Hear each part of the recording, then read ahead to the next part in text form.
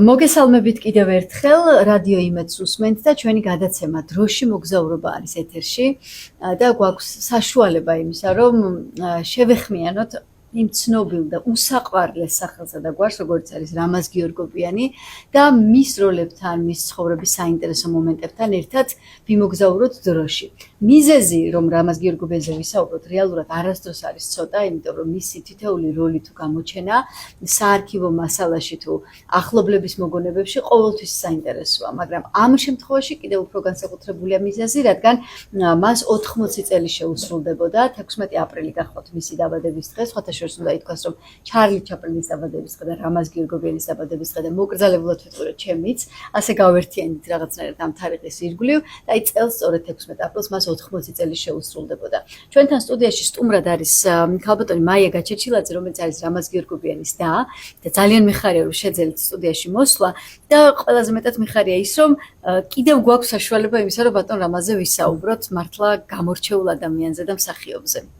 მოგესალმებით, დიდი მადლობა. დიდი მადლობა. სხვათა შორის რომ გადავხედე ინფორმაციას, რომ ამზადებდი დღევანდელ გადაცემას, ერთი ძველი ჩანაწერი შემხვდა, სადაც არის ესეთ საუბარი, რომ რაღაცა წლები გადის და მის ირგვლივ თარიღები თითქოს არავის ახსოვსო, მაგრამ მე მგონი ახლა 80 წელთან დაკავშირებით უფრო გაღვივდა ინტერესი თუ რაღაცა თითქოს უფრო სხვანაირად დაბრუნდა მისი სახელი და ასეა თუ რაღაცნაირად მე მეჩვენება, რადგან ვამზადებდით ამ გადაცემას. არა იცით რა, რამდენიმე წლის წინ რაღაცა უცბად თვალში მომხვდა, ვიღაცამ დამირეკა და შეგოს დღეს რამაზ დაბადების დღეაო და სასაფლაოზე არ გადიხარო და მე ვთქვი კი მეთქი როგორ არა და კულტურის სამინისტრო მე მგონი 70 წლის თავი. ანუ დაახლოებით 10 წლის. ხო, რაღაცა 10 წლის წინ, ხო და არა მე ვთქვი რა კულტურის არც კინოსტუდიიდანო და არა მეთქი და რაღაცა ვიღაცა მერე დაწერა რომელიღაცა გაზეთში იყო, რომ აი რაღაცა არ იხსენებენ. უცბად დაიწყო შემოდგება. ანუ რაღაცა უცბად გაცოცხლდა. მერე ისე მე მახსოვს ნიკასთანაც მქონდა რაღაც წულკიძესთან ხო, მაშინ დამებარა მე მგონი იმედში ვიყავი. დიახ, შეიძლება წლების წინ მერე უკვე ნანამაც გააკეთა ლორკიფანიძემ.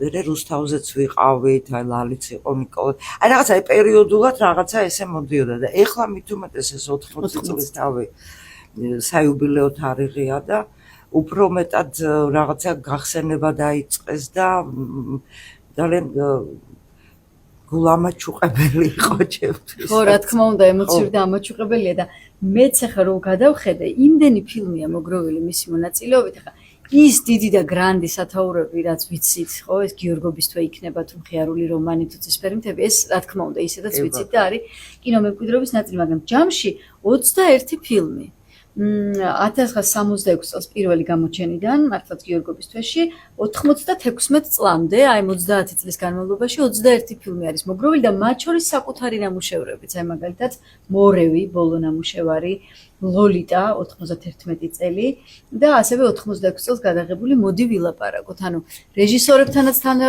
თანამშრომლობდა თავისუფლად და საკუთარ ნამუშევრებშიც იყო თვითონ როგორც პერსონაჟი. საკმაოდ სერიოზული მემკვიდრეობა არის დატოვებული მისი ნამუშევრებით. გეთანხმებით. ესეთი ძალიან სკრუპულოზური იყო რაღაცა იმ თავარ როლში. ეთყობა რაღაცა ძლევდა მაინც არტისტობა და თან ვერ პოულობდა ხო ეს ტიპარს კინო ცოტა სხვა თემაა ვიდრე თეატრი და ამიტომ კინოგენურია თუ როგორია თუ როგორ მიყავს ეადვილებოდა უფრო თავის სულ ვეუბნებოდი რომ ვიღაცა და ათამაშე ვიღაცა იმ როლზე რომელზეც შენ თვითონ ცირავ რაღაცეებსო ვერ ვპოულობო ვიღაცეებსო კი არიანო მაგრამ მე ბოლო მივდივარო სინჯებზე იბარებდა და მე ბოლო მივდიოდა მაინც თვითონ დამაშობდა თავის თავს იღებდა და სხვათა შორის აი ეს არქივო ჩანაწერი რაც ვიპოვე YouTube-ზე არის ატვირთული 60 კითხვა ესეთი ძალიან კარგი ძველი გადაცემა იქ რო ეკითხებიან საყვარელი როლი რა არის შენიო ძალიან ზუსტ განმარტებას აკეთებს იმ კინოსახისა, რაც რეალურად მან შექმნა. ეს არ არის რაღაც ან ისტორიული, რაღაც ეპიკური პერსონაჟი, ეს არის თითქოს ადამიანი, რომელიც სულ ჩვენს ირგვლივ არის. და ყველა ფილმში რაღაცა მსგავსია თითქოს, ხო ეს სახე. მოვისმინოთ ჩვენ შეგვიძლია მე ახლა ტელეფონის საშუალებით მიკროფონთან მოვისმენ ამ კომენტარს, მის კომენტარს. თვითონ როგორ განმარტავს რა იყო მისი საყვარელი როლი. მართალი გითხრათ, არასოდეს არ მიუცნებია ჰამლეტზე, ასეთ კლასიკურ როლებზე, ყოველთვის პრიორიტეტს ვამიჩნევდი თანამედროვე ადამიანს. საერთოდ კოსტუმირებულ ფილმებზე უარი გვაქვს ძალიან ბევრჯერ, იმიტომ რომ რაღაც ჩემ ნატურას არ ეთანხმებოდა. და ყველა ჩემი როლი თანამედროვე ადამიანს განასახიერებს. ყველა ჩემი როლი თანამედროვე ადამიანს განასახიერებს. თქვენ როგორ დაახასიათებდით იმ სახეს, რაც არის რამარც გერგობიანი ქართულ კინოში? პერსონაჟი თითქოს ძალიან ჩუმი, მაგრამ თან ძალიან ხმაურიანი, თან სევდის მატარებელი, მაგრამ თან წარმოუდგენელი იუმორით, აი ყველაფრის მიქსია თითქოს. აი თქვენგან მაინტერესებს თქვენი განმარტება როგორ იქნებოდა? ვიცით, ახლა ფაქტია, რომ რამაზის გამოჩენით ოთარ იოსელიანმა, ასე ვთქვათ, რაღაცა გადატრიალება გააკეთა ქართულ ფილმში. შემოვიდა აბსოლუტურად ახალი სახე. ქართულ რეალობაში. ძველი ფილმებიდან აი ეს რაღაცა თითქოს აი ეს ნეორეალიზმი, რაც იტალიაში იყო და მოედო მსოფლიო კინემატოგრაფს, ხო, მართლა იმაზე კარგად არაკეთებდნენ, მაგრამ ოთარის ამ ფილმმა განაპირობა აი ის ხაზი, ის ჟანრი იქნება თუ არ ვიცი რა დავარქვა, რითიც რამაზი სახის გამოჩენამ რაღაცა წამოწია სხვა იმაში კინემატოგრაფში. და რამაზი, აი იცით რა, რამაზი იმდენად წესიერი ადამიანი იყო რაღაცნაირად, აი რაღაც თავისი სამართლიანი იყო ძალიან და ძალიან განიცდიდა ამ უსამართლობას, ხო და აი ეს მის როლებში აი ესე გამოჩნდა, ანუ ეს არ არის თქვათ მოგონილი სახე რამაზის, ეს ეგეთი იყო. ანუ ძალიან გავს რეალობაში, ხო. იმიტომ რომ ეგ არ თანხმდებოდა ბევრ ფილმებში მონაწილეობას. აი ხო თვითონაც ნათქვამი მქონია, რომ კოსტუმირებულ ფილმებში მე გამახსენდა, რომ იცახდა, რომ საერთოდ ეკრანიზაციაო მეო არ მიყვარსო. იმიტომ რომ იქ ლიტერატურულ ნაწილმა ისეთი ძალიან მაღალი დონეაო, რომ კინოს ცოტა უჭირს ხოლმეო ამის გადმოტანა და ამიტომ და ყოველთვის კითხულობდა ვინ არის რეჟისორი. და ესე გამორჩეულად ეძახდა, იმიტომ რომ ყველასთან არ შემიძლია ურთიერთობაო. აი მოსფილმიდანაც დაღესტნიდან ურეკავდნენ და რა ვიცი, დაღესტნის სახალხო არტისტია. დაღესტნის რესპუბლიკის, ხო და კი ძალიან ბევრ ფილმზეა უარი ნათქვამი. იმიტომ რომ აი ვიღაცა მაშინ იმიტომ რომ არ ჯდებოდა მის ხედვაში და თქვათ ის იმ რეჟისორის ნამუშევრები არ მოწონდა, იმიტომ რომ თვლიდა რომ არ არის ღირებული თქვათ ვიღაც რეჟისორი და ნუ ესე ძალიან უბნებოდა უარს, რომ არც ალია გადაღებაზეა თუ სად არის. მაგრამ ვისაც დათანხმდა და ვხედავთ ჩამონათვალში ოთარ იოსელიანი, მიხეილ კობახიძე, ქართლოს ხოტივარი, კალატოზიშვილი, თენგიზ აბულაძე, ლევან ხოტივარი, ალექსანდრე რეხეშვილი, ხო, იმ სპექტრისთვის საუკეთესო რეჟისორები, ელდარ შენგელაია და ცისფერი მთები ხო ცალკე. და შემდეგ ამ ფილმის გამოსვლას რაც მოყვებოდა და ეს პოპულარობის ტალღა და ეს რაღაცა დიდება რაც ახლავს ხოლმე დიდი კინოს გამოსვლას, ეს მასზე მოქმედებოდა თუ არა? ძალიან არ უყვარდა და განსაკუთრებით მხიარული რომანი. მართლა? აი მხიარული რომანი რომ გადიოდა ესე იგი მეორე 2-3 დღე გარეთ არ გადეჭი. გასამბო. იმიტომ რომ აი ეხლა აღარ არის ეგ რომ ვიღაცა მსახიობს მივარდნენ ქუჩაში. მაშინ იყო ეს და მივარდებოდა. ვაიმე და როგორ გვიყვარხარ და თქვათ რაღაცა პურის რიგი იყო თუ რა მაშინ რიგები ხო უთმობდნენ და ეს ვარდებოდა ისეთ უხერხუდა არ მინდა მე იქ ვიღაცა რაღაცას ეპატიჟებოდა სადღაც მოდი დავლიოთ ნუ აი და კარგადიოდა უკან და მართლა უკანა აუ ვიღაცა ბავშვები გამომეკიდნენ აღარ შემიძლია და ეს ძალიან განიცდიდა ძალიან განიცდიდა ხო ნუ აი ძალიან უხერხულ მდგომარეობაში ვარდებიო რომ აი ესეც ის ქუჩაში ესე მიხსნიან სიყვარულს ხოლმეო და არ გადიოდა აუ კიდე მხიარული რომ განსაკუთრებით ხიარულობაზე და სერენადა დედა ბებია გენაცვალოს დედა გენაცვალოს როგორ ჩაქფლეს მაშინ თოვლში და ნუ აი რაღაცა ესეთი ის ქონდა რა და ძალიან უხერხულებოდა ხო და ჩაკეტილი იყო სახში არ გავდა მე ცოტა ტალღა გადავიდოდა და გადიოდა და სხვათა შორის აი იმავე საარქივო ჩანაწერში მოვისმინე შემდეგი კომენტარი რა არისო თქვენ თავად წარმატებაო და მე ველოდებოდი რომ პასუხი იქნებოდა რომელიმე როლი და აღმოჩნდა რომ გოლის გატანა იყო წარმატება და ესეც შეგვიძლია ხო ჩვენს მსმენელს მოვასმენინოთ თვითონ როგორ ხედავს წარმატებას და სხვათა შორის საუბრის დროსაც ეთყობა რომ აი რაღაც ახსენდება ფეხბურთის თამაში ახალგაზრდობა და ძალიან გულწრფელია ეს მოგონება რასაც აზიარებს ერთხელ ერთ ბედნიერ ჩვენი დღეს პიცონდაში ბიჭვინთაში თამაშობდით ფეხბურთს ასაკოვანი კინემატოგრაფისტები და ახალგაზრდები გვიგებდნენ 3-0-ს და მე გამიღიმა ბედვა ბოლო წუთზე გავხიტე ერთი ბურთი მე მგონი ძალიან ლამაზი გოლი გავიდა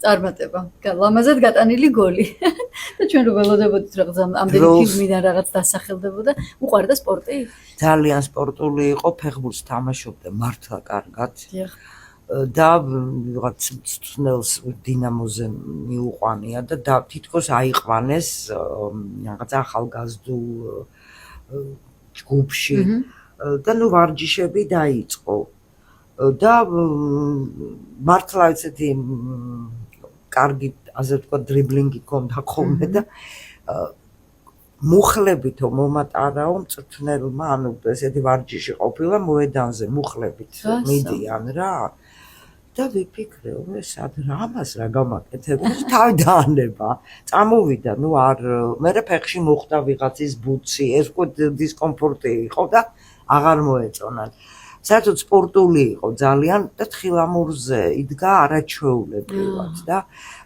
ისე დაეშვა მისი მეგობრებისგან მახსოვს რომ აი ესე კოხტაგორიდან ჩამოსრიალდებოდაო აი ვიღაცა რაღაცა ქარივით ესე ჩაიხშულებდაო და უცებ მივხვდებოდით რომ რამაზე იყო ვერამ აი ესეთი სპორტული ტიპი იყო ძალიან რაღაცა თითქოს ისეთი სფეროები გროვდება მის ცხოვრებაში რომელიც ერთმანეთთან საერთოდ არ არის კავშირში სულ სხვა მიმართულებით განათლება ფიზიკა მათემატიკა შემდეგ შემთხვევით მოხვედრა კასტინგზე და კინოში ესეთი კინომემკვიდრეობა თან სპორტის ესეთი სიყვარული და შინაგანად მისთვის წარმატება სპორტია როგორ იტევდა რაღაცნაირად ამ მრავალფეროვნებას თავის თავში რა ვიცი აბაი რა გითხრათ ყველაფერს ძალიან იუმორით უყურებდა ხოლმე რაღაცეებს და ეთყობა ეს შველოდა მიუხედავად იმისა რომ ეხა ძალიან იული ხასიათი ნამდვილად არ ქონდა ვერ ვიტყვი იული ხასიათი ქონდა მარტო მე მგონი ჩემთან იმიტომ რომ 14 წლით პატარა ვიყავი და მაინც ცოტა სხვა და თავის ქალიშვილთან დიახ თორე საერთოდ მუშაობაშიც არ იყო იული მასთან ესეთი კაცრი იყო მაგრამ ნუ აი რაღაცა სულ იძახდა რომ იუმორითო თუ არ შევხედეთ ამასო ტრაგიზმი არ მინდაო იმიტომ რომ ტრაგიზმიო რაღაცებს ბადებსო და ამიტომ რაღაცა აი ამ სევდანარები იუმორით გაჯერებული იყო მისი ეს რაღაცა დამოკიდებულება ამ ყველაფრის მიმართ. იგივე სპორტის, იგივე კინო, იგივე ლიტერატურის. აი სევდა ნარევი იუმორით რომ დაწეროს რეჟისორმა და სცენარის ავტორმა სცენარი, ამას ძალიან დიდი მომზადება ჭირდება და ძალიან ზუსტი ცოდნა და მასტერ კლასი ჭირდება ჩაატარო იმის რომ აი ზუსტი იყოს ეს და მისი პერსონა ისედაც ბუნებრივად ის იყო, ხო, აი რაც არ უნდა ჩუმად იყოს სცენაში, სადაც არის გადაღებული, ისევდა და ის იუმორი მაინც რაღაცაა აისახება. და ეს ბუნებრივად მომდინარეობდა, ესე იგი და იმიტომ იყო ესეთი ნამდვილი, რასაც ეკრანზე ხედავდით, ხო? დიახ, ეგრე იყო. ნამდვილი იყო, არასოდეს არ ტყუოდა. აი კინოში არ ტყუოდა, რაც იყო ეს არის და რასაც თქვა რეჟისორი ეუბნებოდა, რომ აი ეს მინდა უხსნიდა. აი ეგ იყო ის, რასაც ასრულებდა და ასრულებდა იმას, რომ არ იტყვილებოდა. მიუხედავად იმისა, რომ მსახიობის ხელოვნება უტყუება. მაინც ხო, მსახიობობა, თამაშია თავის თავში. ხო, მაგრამ თვითონ დამოკიდებულებით არ ტყუოდა. ამ როლის მიმართ არ ტყუოდა და გამოსდიოდა ნაღდი. და სხვათა შორის დაკვირვებული ვარ ცისფერ მთებში ვაჟა ზაზაევიჩის და სოსოს დიალოგები რაც არის ეს ყველამ ვიცით და ერთ ფრაგმენტს მოვისმენთ კიდეც, მაგრამ აი სცენა, როდესაც ბოლოს ხდომა იმართება და ხო მოდის და ამბობს რომ მიწისქვეშა გვირაბი გაყავთო და გადარჩენილ ვართ მეგობრებო ტაში ყველაფერი და რომ შეხედავს სიტუაციას და მიხვდება რომ აი სრული ამაოებაა და რაც ირგვლივ ხდება ჩაიქნებს ხელს და გადის კარიდან თუ გახსოვთ ეს სცენა და ზურგით ჩანს ადამიანი ანუ არაფერი არ არის უბრალოდ ზურგით გადის და ეს კარის ფრთები ასე ვთქვათ მოძრაობს და აი იმ გასვლითაც რაღაცნაირად ისეთ სცენას ქმნის თვითონ რომ აი ამათ თან ხო არაფერს აზრი არ აქვს ანუ აქ მაინც არაფერი იცვლება ანუ ის აზრი რაც ცისფერთებში ისაც ჩადებულია ეს რაღაცა სტაგნაცია და ბოლოს ან უნდა დაინგრეს ან არაფერი ხო ზურგითაც კეთდება ეს სიტყვის გარეშე, მიმიკის გარეშე, ყველაფრის გარეშე. და ეს თუ ბუნებრივი არ არის, ისე არ გამოდის, ხო? და ეგ არის ელდარ შენგელაიას ნიჭიერება, რომ ეს დაინახა, რეჟისორის ნიჭიერება ეს არის, რომ აი თუნდაც იმ ზურგში ის დაინახოს, რაც ხო, დასანახია. ზუსტად ეგრეა. გავიხსენოთ ვაჟა ზაზაევიჩის და სოსოს გასაუბრებიდან ერთ-ერთი მნიშვნელოვანი სცენა. ყველამზე პირად ვიცით, მაგრამ მაინც ღირს გახსენებათ ნამდვილად. ეს არის სათავე მაინც დატოვია რა? აი მესასალაირე. ამას თქვენ ვერ გაარჩევთ, მომეცით მე თვითონ წაიგეთ. ბოლომდე. კი ბატონო, ბოლომდე. მოდი ეცილავ ხაცას. ალაგ-ალაგ წავიგეთ. ძირითადი მომენტები. გნებავთ სულ არ წავიგეთ. გადაბრალოთ წასა. ია. კი ბატონო. კი ბატონო, გიახშები. გამომდივარ ახლა. აი ხედა? ამას შეესა. უნდა დავიღე. დაგიღო. ერთი წუთი დაგატო. მოდექი შეაწუხებები. ვაწუხებ. საოცარი ეს დიალოგი, მართლა საოცარი ნამუშევარი. ცისფერთების გამოსვლის შემდეგ რა იყო მისი შეფასება და როდესაც გადიოდა ეს ტელევიზორში, ესეც არ მოსწონდა, მაგრამ არ მგონი ახლა. საერთოდ არ არის, კი, მაგრამ აი ხო გეუბნებით, მაინც თავს იკავებდა ხო.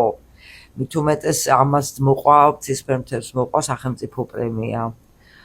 საბჭოთა კავშირში არ იყო დანგრეული და საბჭოთა კავშირის სახელმწიფო პრემია მოყვა და დიდი ამბავი იყო მოსკოვში დაპატიჟებულები იყო მთელი ჯგუფი და მე და მის მეუღლეც თან წაგვიყვანა კრემლის რაღაცა სასახლეში მივედით იქ დაჯილდოვება ამას და ამას ძალიან ისეთი დიდი რეზონანსი მოყვა მაშინ ამ ფილმს. ფაქტობრივად ცისფერუთები დღესაც გრძელდება და კი მარადიული აღმოჩნდა სცენარი რასაც ხედავთ ეკრანზე 93 წელს არის გადაღებული ანუ 53 წელი გავიდა და ის ისევ ცოცხალია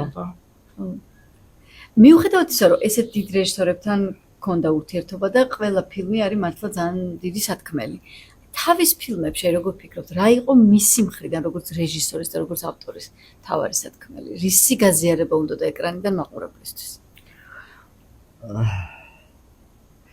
იცით რა ძალიან უნდა ალბათ ჩემი გადმოსახედიდან ახლა რომ უყურებ ეს მისი ეს თქვათ ეს სამი ფილმის პირველი ფილმი ზაფხულის რაღაცა 2 დღე ზაფხული, რაღაცა იყო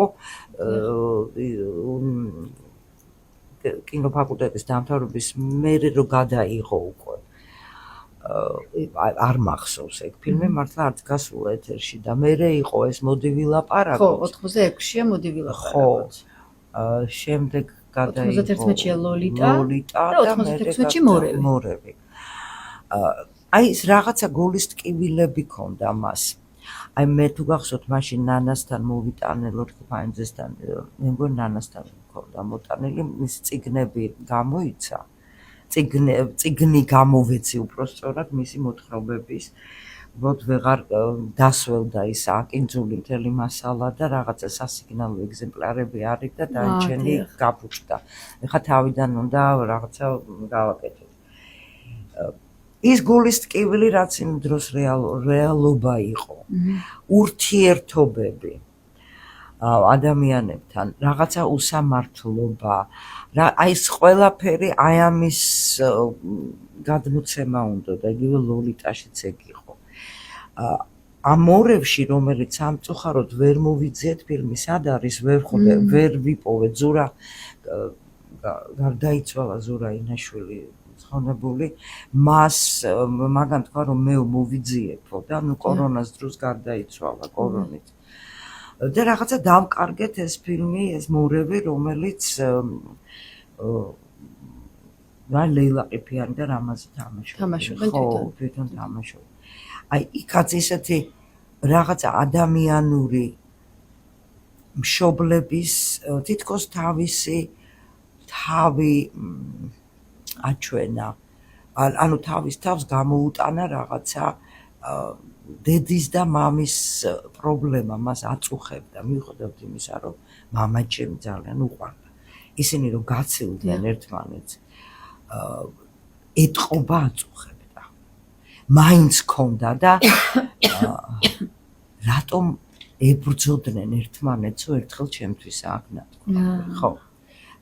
აი დღემდე ვერ მივხვდიო რატომ ებრძოდნენ ერთმანეთს. დეჯემ და მისი მამა. მამამისი დიახ. ხო, აი მაგაზე იყო ლაპარაკი, მიუხედავად იმისა, რომ მე მამაჩემზე ძალიან დააქორწინა რამაზმა დედჩემი. და კარგი ურთიერთობა ჰქონდა როგორც და მეორე ოჯახი იყო ნამდვილი. კი, გიждდებოდნენ ერთმანეთზე და არ წახვიდეო რომ მოდიოდა რამაზი, რამ ჩვენთან სტუმრად თუ დედჩემთან უბრალოდ სტუმრად რომ მოდიო რამაზი შემოეხურდა და არ წახვიდეო ეხვეწებოდა. ანუ იგივე ლოლიტაშიც ხო ისეთი სიმძაფრით არის ეს ნამდვილი ისტორია ბესო მაღლაკელიძის ოჯახს რაც დაემართა ის ხდება იმ ლოლიტაში და მე ვარ მომსწრე ამის რომ როგორ განიცდიდა რამაზი ამ ლოლიტას სიტუაციას რომ ეს ვიღაცა ასე უსამართლოდ გარშემო ყველა უსამართლოდ იქცევა და აი ეს რომ ამ ბესო მაღლაკელიძე ვერ იპოვა სამართალი ანუ ფილმი ფილმი ისე დასრულდა და ფილმი გამოვიდა რომ ბესოს პრობლემა არ იყო კიდე თურმე მოგვარებული თავის ბიზნესთან დაკავშირებით რის მიხედვითაც სცენარი აიგო აი მოდი ვილაპარაკოთ თქვათ არის ძალიან მინდა რომ არ ვიცი ხა რამდენად აი რომ გავიდეს ტელევიზიის ეთერით იმიტომ რომ მართლა საინტერესო ფილმია რუსებს ასწავლის ქართულს 86 წელს ხო რომ რაღაცა ჯგუფია რომელთა იქ ვიღაცა რუსებმა თბილისში მაცხოვრებელმა რუსებმა გადაწყვიტეს ქართულის სწავლა და რუსებს ყოველთვის უჭირდათ ქართულის სწავლა ისეთებსაც რომელიც მთელი ცხოვრება საქართველოს ცხოვრობენ მაგრამ მაინც ხო აი სომხები ფანტასტიკურად ლაპარაკობენ აზერბაიჯანელები ძალიან სუფთად ლაპარაკობენ ქართულად რუსები შანსი არ არის სუფთად ვილაპარაკონ და ამაზე ყოველთვის იცინოდა რომ ამ რუსებსო ქართული ვერ ვასწავლო და ეს მოიფიქრა ძალიან საინტერესო და სასაცილო ფილმია რა საინტერესო და მით უმეტეს ახლა 80 წლის იუბილეისთან დაკავშირებით ხო შეიძლება რეტროსპექტივა მოეწყოს და მისი ფილმების ჩვენება, იმიტომ რომ ის დანარჩენი ისედაც ვიცით და მისი ნამუშევრები. კი, დავიცი. ძალიან კარგი იქნება. აი ხა ლოლიტა ახსენეთ და აი ეს სიმძიმე და მისი წუხილი ხო, აი გარემოზე, უსამართლობაზე შეიძლება პირადი იყოს ისტორია და შეიძლება საზოგადო, მაგრამ აი მას როგორ აწუხებდა. აი ლოლიტას ერთ ფრაგმენტში ძალიან კარგად ჩანს, მოვისმინოთ და მე ამაზე მექნება შეკითხვა. კალმისტარი და ფურცლები რომ შემოვიგზავნე, შენ გეგონა მართლა დავწერდი რამეს. ეგ ისჭირდება. კაცი პროდუქტი ყოფილა 12 დროის. ეგ არავის არ ჭირდება. მე მჭირდება. ჩვენს მეგობრებს ხალხი თხომ არსებობს. ხალხი ლოლიტა. სულში იმდენი ჭუჭრი დამიგროვდა. დაიწმინდება როდესმე არც. დაიწმინდება.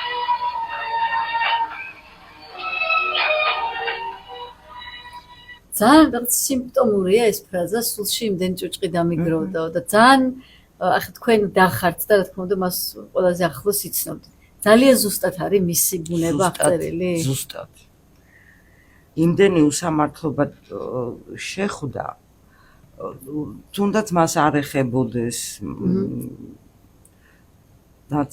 თუნდაც მას ეხებოდეს რაღაც ძალიან ბევრ, იმიტომ რომ ძალიან ვიცით როგორი იყო პირდაპირ იცოდა პირში თქმა, სულ დეჯემი მახსოვს ეუბნებოდა როცა დიპლომატია იჭრიდა გზას, ვისაც მისი მომავალი და კარიერა შეეძლო უფრო კარგად, ან რა კარიერაზე არ ფილმის გადაღების თანხაზე იყო ლაპარაკი. მეტი აფერი არ უნდოდა. რომ თანხა ყოფილიყო ისეთი რომ ფილმი შეძლო რომ თაროზე არ შემოდებულიყო ფილმი, ხო. და ეს ძალიან წესიერი, აი მართლა ეს ვიცი რა გითხრათ რაღაც ისეთი. უკვე რო აღარ შეიძლება. ეგეთი წესიერი. ხო, აი პირდაპირ პირში მიახლიდა ვიღაცას რაღაც. იმიტომ რომ სხვანაირად უბრალოდ არ შეეძლო. ბევრი თამაში არ შეეძლო და ბევრი ადამიანი ალბათ დატოვა რაღაცით გულნათკენი. არ ვიცი. ან შეიძლება ან თვითონ დარჩა გულნათკენი, რაც მოვისმინეთ აქ ეს თვითონ დარჩა გულნათკენი. 59 წლის ასაკში გარდაცვალება, როგორი ახალგაზრდა დღევანდელი გადმოსახედიდან მით უმეტეს, არა? ძალიან, აბარა 59 წელი რა არაფერი.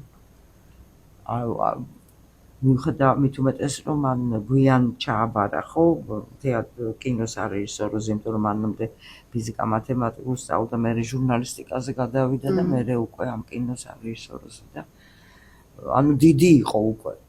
მაშინ ეგ ჯგუფი დიდი, პირველი ჯგუფი იყო და საკმაოდ დიდები იყვნენ ეგენი. უკვე დამთავრებულ ერთი უმაღლესი.